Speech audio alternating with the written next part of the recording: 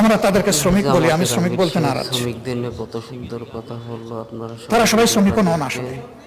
বেশি বেশি শেয়ার করে এর মাঝে বিভিন্ন দেশের গুরুত্বপূর্ণ জায়গায় কর্মকর্তা হিসাবে অনেকে দায়িত্ব পালন করেন। নেতা চাইছিলাম, আমি এই শব্দটার পরিবর্তন চাই। তাদের জন্য সম্মানজনক কোনো শব্দ ব্যবহার করা, শ্রমিকদের নিয়ে কথা বলার মতো এক শব্দে সবাই অ্যাকোমোডেট হবে। আমাদের আমরা খুবই আনন্দিত আমাদের এই হাউসে বাংলা, উর্দু, ফার্সি কবিরাও আছে।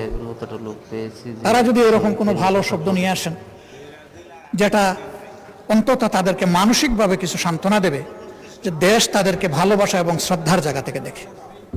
তো আমি অনুরোধ করব, এই শ্রমিক এবং রপ্তানি, এই দুইটা শব্দ পণ্য রপ্তানি হয়, মানুষ রপ্তানি না হোক।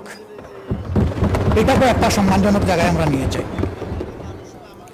মাননীয় স্পিকার, যারা বিশেষ করে পশ্চিমের দেশগুলোতে যাচ্ছেন, তারা সাধারণত ফিরে আসার নিয়তে যান না, তারা যান সেখানে থেকে যাওয়ার নিয়তে। এর মধ্যে দুইটা ক্লাস, একটা স্রেফ ভাগ্য অন্বেষণে, আর একটা তারা জ্ঞানের অন্বেষণে। জ্ঞানের অন্বেষণে কারা যায়? দুই ধরনের মানুষ। যাদের ফিনান্সিয়াল এবিলিটি আছে পিতামাতার, তাদের সন্তানরা যায় নিজ দায়িত্বে নিজ খরচে। আর যাদেরকে আল্লাহ তাআলা চমৎকার মেধা দিয়েছেন, মা বাপ গরিব, তারা যায় ফুলব্রাইট বা কোনো ধরনের স্কলারশিপ নিয়ে। এই দুই শ্রেণী আমাদের অ্যাসেট। তারা সেখানে শিক্ষা নেওয়ার পরে